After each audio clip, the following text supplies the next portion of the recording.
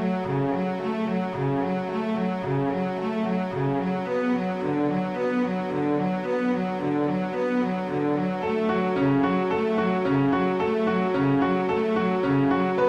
everybody, welcome back to another episode of Card Talk, a podcast where we spend just a little bit of time talking about cards from Lord of the Rings, the card game. I'm your host, Dave Walsh. And I'm Grant Thompson, just along for the ride. Wait, what? Who are you? Yep, I'm back. Well, you never really left. You just had stuff, like we all have stuff. So, but I did get we did get some messages saying, making sure that Grant was doing okay. So, Grant, here we are. We're going to do a bank of episodes with Grant. Forget that Ted guy, right? Nobody ever wants to hear his silly puns at the beginning of the show. Anyways, everybody wants to know that you're just along for the ride. Yeah, well, it is trademarked now, so nobody else can use it. Oh, maybe the ALEP guys will put it as a flavor text on a card somewhere. I'm just along for the ride. But it's good to have you. And before we talk about the card, let's make sure we tell everybody out there how they can hang out with Card Talk. We do have, and I'll put all this stuff over here. We have a blog. Matt blogs right along with the pod every week, so you can, if you like to read stuff, you can go and read what Matt has to say about the cards that we do. And then we have Second Breakfast. Micah, he does recordings and stuff like that on our YouTube channel. And then we have an email address, and we also have a Patreon if you want to support the show. Patreon.com/cardtalk2018. But all of us here at Card Talk wanted to kind of spend time talking about the core set and like kind of pumping out all the rest of the cards for the core set. For those of you who don't know, we just kind of pick cards at random, maybe some cards that are interesting or something that has piqued our interest on the forum somewhere. As Fantasy Flight is re-releasing content. We pick stuff from the to be released cycle, cards that we find interesting that we haven't done. But I think I said that let's make a push to just get all the cards in the core set done. At least for now, and I think that also helps us kind of recenter. Grant hasn't been around on the show. He still keeps his pulse in the community and things like that, but so I think recentering Card Talk is a great thing to do, and talking about cards from the core set. This is where Ted's tagline comes in. He loves talking about cards, but he could talk about cards from the core set as well. But anyways, Grant. All of that to say is, which core set card are we going to talk about today? Well, we're going all the way back to one of the first leadership allies, the 2-cost, 2-hit point Guard of the Citadel, with 1 willpower, 1 attack, 0 defense, with the Gondor and Warrior trait.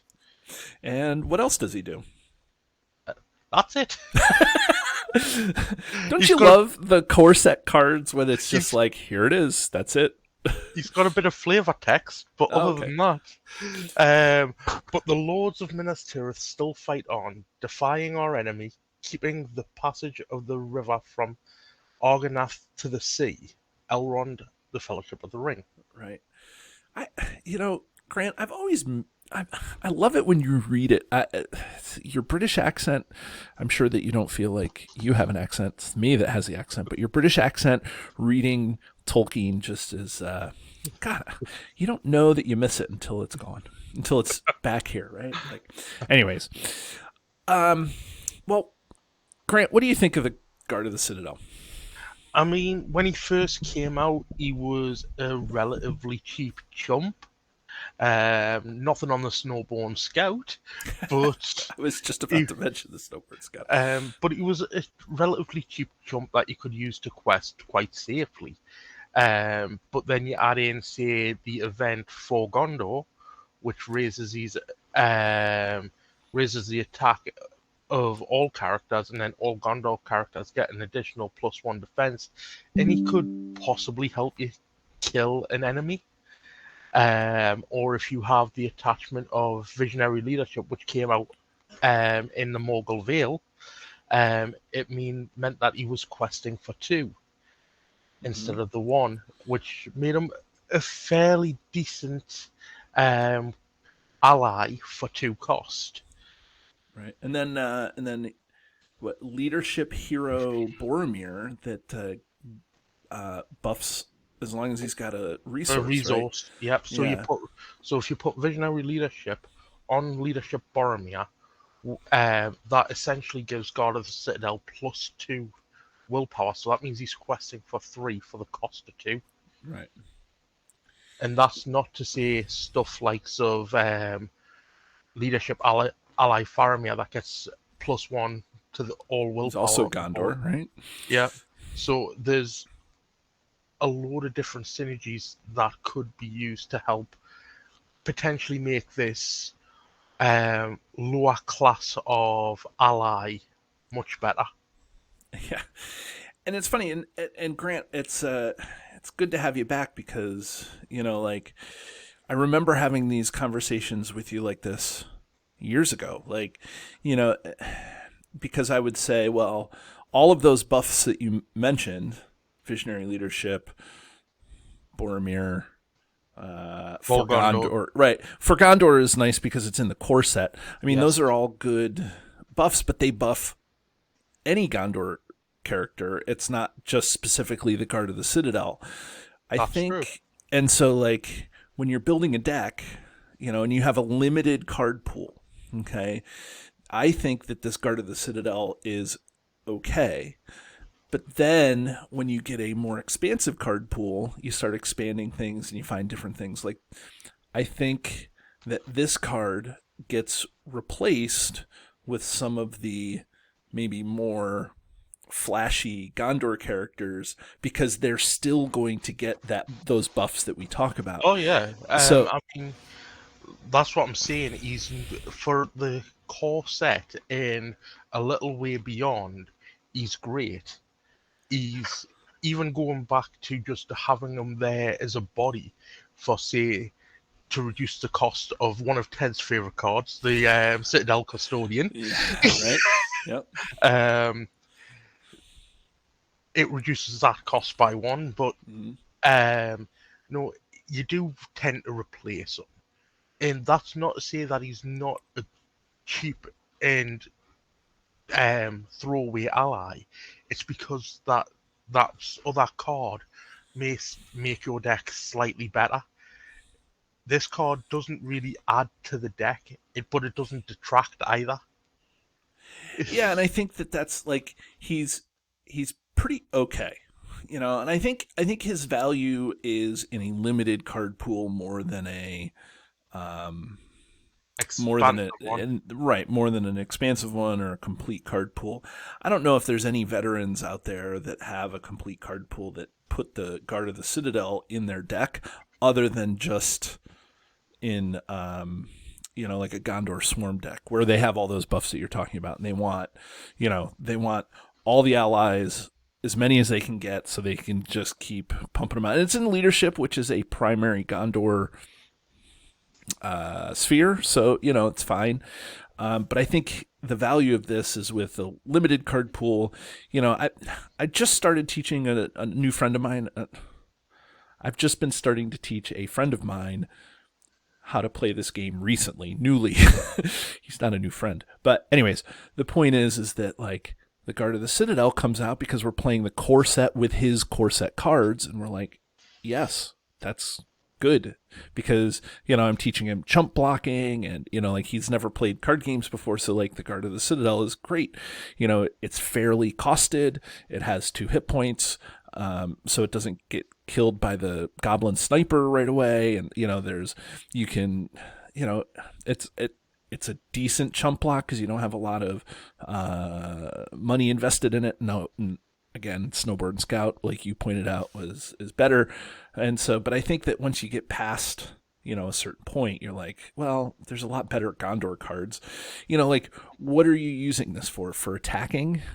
So, Well, essentially, in the early card pool, I'd say I use it more for questing than combat, because obviously you've got things like the Necromancer's Reach and Evil Storm right, that could deal damage to Necromancer's Reach to exhausted questing characters, right, and Evil Storm to anybody with a threat over 35 right. gets 1 damage. So the fact that he's got 2 hit points for 2 cost, early card pool with 1 willpower, even without the buffs to say from um, Boromir and Visionary Leadership, is still fairly good for this point of the card pool.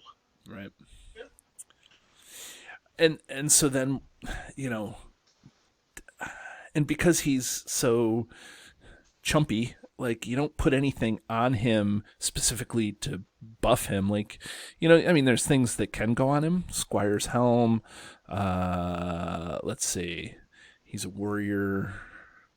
I mean, but I just don't think you're, seeking to buff your Guard of the Citadel with much in the way of standalone attachments. Like No. you put a squire, you put a squire's helm on him, and he's got 4 hit points. But that's Maybe whatever. spare hood and cloak if he's not being readied. Right. Yeah, maybe. I mean, and so like whatever the definition of chump is, this guy's pretty much, the it's not even top tier chump. It's like second tier chump, but it's he's a good core set card, but it just falls off. The one thing that I will point out is the warrior trait. When you get Tactics Immerhill, you can pull him out with Tactics Immerhill. Yes. But again, that would be disappointing because Tactics Immerhill brings out a warrior character, one that has the same traits as Immerhill. So warrior is what they have in common. Do they have the Gondor trait in common too? Yes, Immerhill's Gondor. Yeah. I always think of warriors when I think of building that Immerhill deck. But like, I would be disappointed pulling this guy out because there's so many better warriors to pull out too. Like, like you spend, Yarzan, Beorn, so you spend 1 to bring out a warrior, and it's this guy. It's like, so it's like, so I just think that this guy suffers from the expanded card pool. That's, I guess, what I'm. Well, I would say he suffers from card pool fatigue. What do you mean by that? Well, the more cards you have, he suffers because there's better stuff to put in. Right. Well, that's what I mean. We're saying the same thing, I think. Yeah, but I just like my analogy, card pool fatigue. Yeah. Oh, you just like the just wanted to turn the phrase. Exactly. Yeah. Well, I mean, I don't know. There's just not much to say about this card, I don't think. I mean, it's a leadership card, so I mean, does it go into a pure leadership deck? I just think that. I mean, he's a Gondor. He's for Gondor swarms, and like you said, early core set, like early card pool, he's decent. Yep. Once he starts getting to the point of you've got like half the card pool, maybe just over, that's when he starts decreasing in value. Yep. For what he can actually bring to the table. Yeah. Well, what about the card itself? This is the Guard of the Citadel. So, like, who is the Guard of the Citadel, Grant? Like, you're a resident lore expert, and we've been without you for so long. You get to dig yourself in here. I mean, the Guard of the Citadel is one of the knights that protect where the Citadel of Gondor, Minas Tirith. Right. But for him only having 1 attack, 1 willpower, and no defense, I'd have said he was more of a foot soldier than a guard. I would have probably altered his stats slightly. Probably give him maybe if they wanted a cheap chump like he is, maybe giving him 1 defense with 0 attack, and give him the Sentinel trait. Yeah. The artwork is phenomenal. I do like the fact that you like the artwork? Well, yeah, it's a guard standing ready to slay the orcs or whatever's coming at him Right. with that big bloody broadsword. Yeah.